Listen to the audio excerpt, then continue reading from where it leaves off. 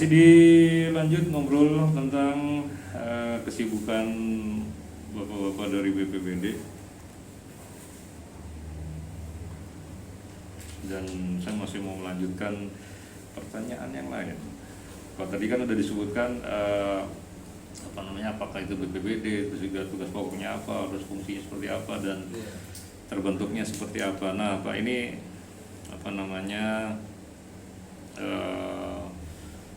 ada tambahan lain nih Pak yang mau saya tanyakan Pak, yaitu jumlah personil Pak. Ya. Jumlah personil untuk mengcover ini luas wilayah Kabupaten Majalengka berapa kilometer ya Pak? Majalengka itu kalau saya 1000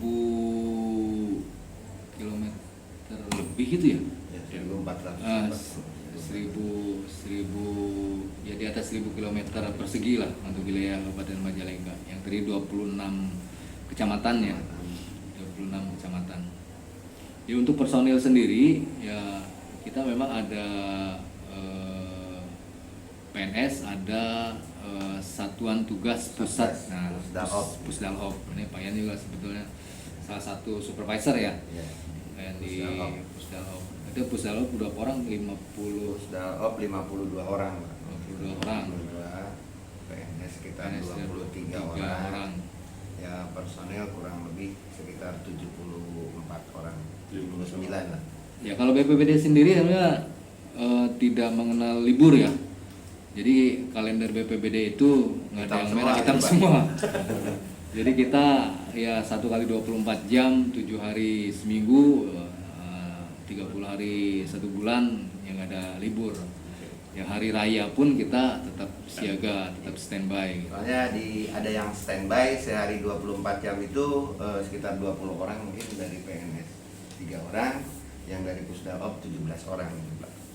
Nah Pak, tadi kan Bapak kan sempat menyinggung tadi Pak ya, dari awal ada kejadian di sekitar Talaga dari malam. Itu kan saya berpikir sangat sibuk, sangat capeknya gitu kan. Nah pertanyaannya, di saat ada kejadian selesai, besoknya teman-teman yang di lapangan ini juga standby lagi atau dikasih libur apa gimana sih Pak? Jadi kita dari 50 itu kan dibagi 3 tim ya. 3 tim. Jadi satu tim sekarang 17 piket, orang. 17 orang. Nah, yang tim sudah piket besok lepas piket. Oh. Ada satu tim yang statusnya on call. Jadi ketika perlu bantuan untuk mensupport tim yang sedang bertugas itu dipanggil. Tapi ini yang lepas piket pun dia sebenarnya statusnya on call juga ya. Dia lepas piket, libur, dikasih libur, tapi statusnya on call juga. Jadi ketika ini bencananya terlalu banyak gitu ya, kita perlu personil ya kita panggil juga gitu akhirnya. Dan mereka siap Pak? Mereka siap. Itu udah konsekuensinya Ya. seperti itu kalau Pusdalop. Dan itu nggak boleh ngeluh ya Pak ya? Iya. Lagi libur Bang, nggak bisa. Alhamdulillah pada semangat Pak. Sudah konsekuensi, apalagi ini ya, saya selalu menyampaikan kepada teman-teman di Pusdalop ya, bahwa ya kita memang lembaga penanggulangan bencana yang bergerak dalam bidang kemanusiaan ya. Jadi kita kapanpun, dimanapun kita harus siap. Jadi ketika dibutuhkan kita harus siap. Apalagi misalkan kita sudah tahu resikonya ya, resiko yang dihadapi, resiko yang akan diterima ya. Karena begini, orang lain itu ketika ada bencana kan suruh menghindar. Iya. Nah, dari daerah bencana. Sementara kita masuk ke daerah bencana, sudah terbayang resikonya seperti apa gitu. Terus penanganan COVID sekarang nih, orang lain ketika ada yang positif mereka menjauh gitu kan, supaya tidak terpapar. Tapi kita malah mendekat, kita melakukan pemakaman, ya, pemulasaran di rumah sakit, kita lakukan pemakaman ke lokasi pemakaman sakit itu kadang-kadang kan langsung diangkut sama Pusdalop. Sudah terbayang bahwa langsung, Pak. itu pasien yang positif ya, sebenarnya kita yang melakukan penanganan gitu untuk pemakaman ya sudah kebayang lah ininya. Jadi saya selalu menyampaikan kepada teman-teman ketika kalaupun misalkan kita sampai terpapar misalnya sampai positif, ya itu adalah sisi terberat yang kita ambil gitu. Karena ya orang misalkan tentara aja perang misalkan kan risikonya tertembak. Ya kalau tertembak ya itu sisi terberat yang diterima gitu kan. Ya kita pun ya itu malahan kemarin ada teman kami yang di Kabupaten Sumedang ya yang ketika ada longsor melakukan asesmen, dia meninggal karena tertimpa longsor susulan. Langsung longsor. Itu di Sumedang, rekan kami di BPBD Kabupaten Sumedang ya. Tapi sejauh ini di Majalengka sendiri sempat ada yang kejadian seperti Alhamdulillah tidak ada Pak untuk saat ini. Alhamdulillah ya kita Ya masih kemarin juga ada yang terpapar dari COVID, cuma istirahat. ya Alhamdulillah isolasi negatif, di rumah, isolasi mandiri, gitu. pemulihan daya tahan tubuh sampai sehat kembali, sampai sembuh kembali baru bergabung lagi dengan teman-temannya. Baik. Ini ada SMS Pak, nanya Pak dari Mang Awis di Panyingkiran. Pak kan tos usum hujan ayeuna teh kanggo bencana pergeseran tanah di mana wae titik rawanna nuhun.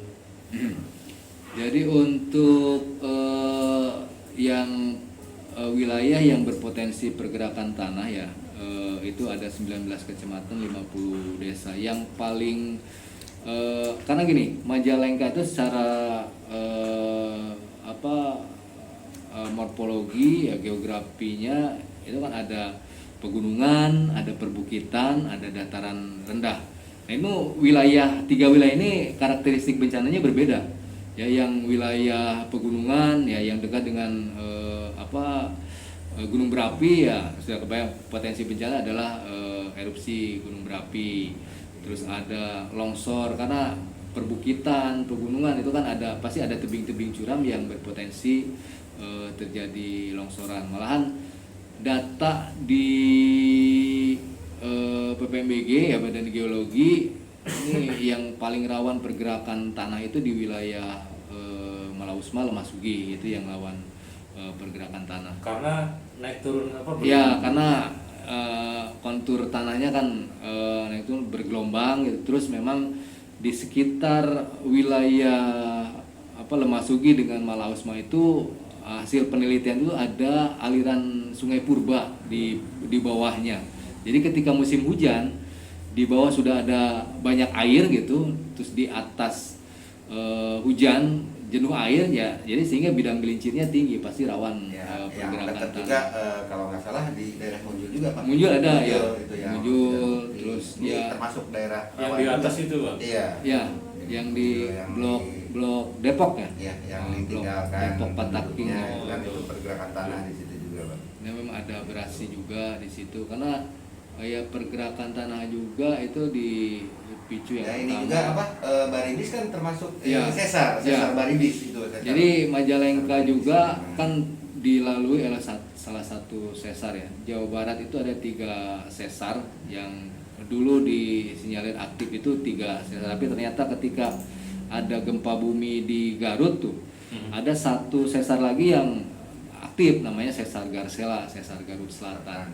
Ini untuk wilayah Jawa Barat yang aktif itu ada sesar Lembang, sesar Cimandiri dengan sesar Baribis. Ini sesar Baribis yang melintasi Ini yang Majalengka. Jadi ya karena ada patahan dilalui oleh patahan sehingga Majalengka ini ya rawan gempa bumi juga. 26 kecamatan rawan gempa bumi. Malah data dari BMKG-nya Uni Eropa ya 2018 itu rotasi bumi sudah mengalami kelambatan 1 milidetik per hari. Nah, dampaknya apa ketika rotasi bumi mengalami kelambatan? Ini intensitas gempa itu akan Semakin sering. akan bertambah intensitasnya. Jadi terbukti kan 2018 gempa di Palu, gempa di Lombok dulu, terus gempa di Palu. Ya, sementara kalau sadar tidak sadar setiap detik itu terjadi gempanya, ada yang bisa dirasakan, ada yang tidak gitu kan. Jadi gempa itu ada tektonik, ada vulkanik yang dipicu dengan lempengan, ya, tektonik, ada vulkanik karena aktivitas gunung berapi.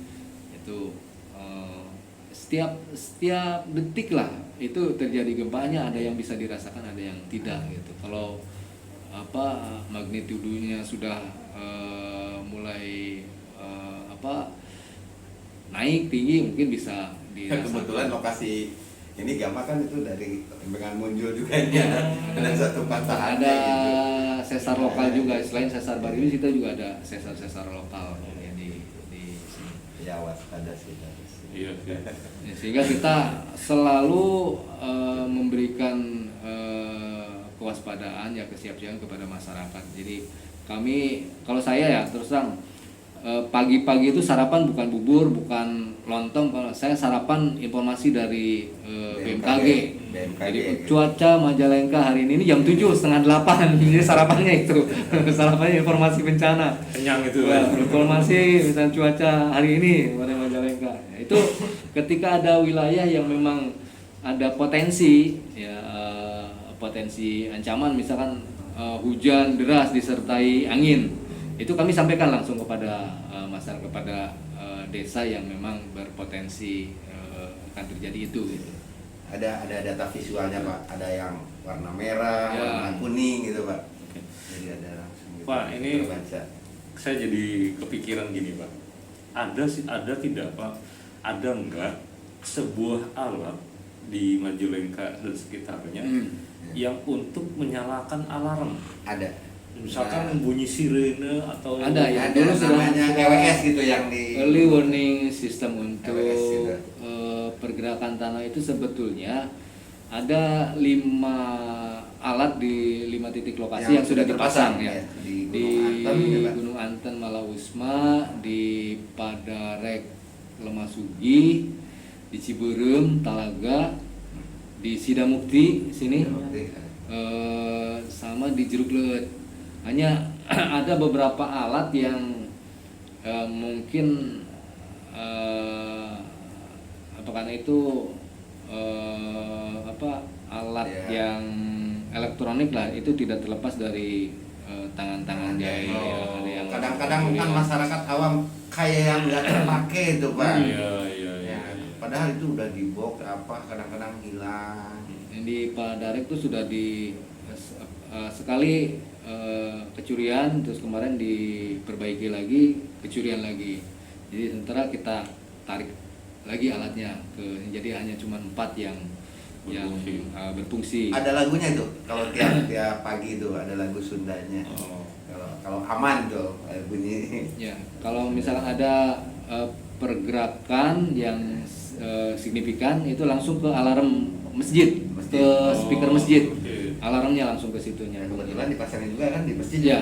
di Gunung Oh, Anten. oke. Jadi kan setidaknya masyarakat ada siap-siaga kan, kayak kemarin kasusnya Semeru kan. Ya. Ya. Akhirnya Jadi sampai ada Kebetulan Semeru juga itu tidak nyala Pak. Oh. Tidak nyala, ada kerusakan.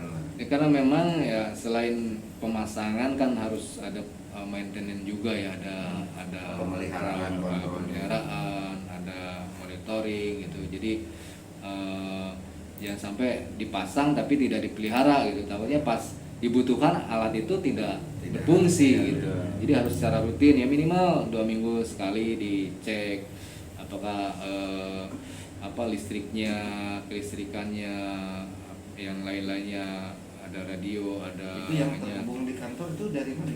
Itu dari yang Ciberem. Jadi kita ada servernya di Kantor, di ya, Pak? Pusdalop ya.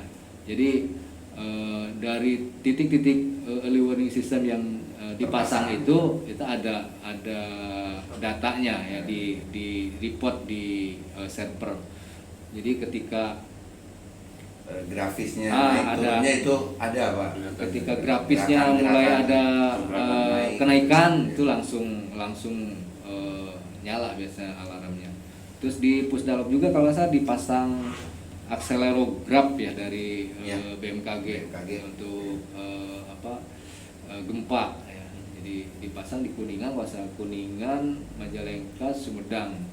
Jadi datanya itu ambil berdasarkan hasil perhitungan 3 wilayah ini. Jadi tidak ngambil hanya cuma Majalengka saja, tapi data yang masuk di Kuningan, Majalengka dengan Sumedang itu nanti ada perhitungannya di BMKG. Nah, ini makanya, orang Indonesia kayaknya terlalu kreatif ya, Pak. Rasa Ya. memilikinya tinggi, Pak. Ya itu. Akhirnya punya orang dia karena memiliki rasa tinggi. Ya, itu kan barang aset milik negara sebenarnya kan. Kemarin kita sudah coba pasang papan himbauan juga ya, untuk yang tidak berkepentingan dilarang mendekat instalasi barang milik negara. Ya kami juga kan memasang jalur-jalur evakuasi juga kan Pak di daerah-daerah. Ya, untuk daerah-daerah yang rawan. gitu. Udah terpasang rambu-rambu gitu Pak. Nah, Pak, ini Pak, kan kadang saya kalau misalkan main ke gedung perkantoran yang tinggi gitu kan, kan biasanya kadang Ada jalur evakuasi. Iya, nah, itu titik kumpul gitu. Ya, Nah, maksudnya gini Pak, untuk beberapa daerah di Majalengka kira-kira kita ambil contoh misalkan kayak di Munjul deh, kayak di sini. Ya sekarang Pak untuk masa-masa ini ya desa-desa udah mulai merencanakan memprogram jalur evakuasi sesuai dengan daerahnya. Ya, karena Kemarin aja dari dana desa itu dari dana desa gitu, Pak. ada anggaran yang harus disiapkan untuk penanggulangan bencana ya, terutama untuk mitigasi ya, itu dari Permendesnya kalau nggak salah itu dapat maksimal 10% dialokasikan untuk penanggulangan bencana, terutama daerah-daerah yang rawan itu harus mengalokasikan untuk mitigasi bencana. Udah diwajibkan Pak? sekarang? Udah ya. Udah Jadi ada diwajibkan. beberapa desa yang memang kemarin sudah disurvei masang rambu evakuasi, papan mitigasi, Mekarsari gitu. kemarin Ya. terakhir tuh ya. Di Mekarsari Jatiwangi, ya, Jatiwangi, terus gitu. Jatiwangi itu kebanyakan mereka di Banjir, rambu evakuasi ya, Evakuasi, rambu jalur dengan papan evakuasinya, mitigasi. gitu.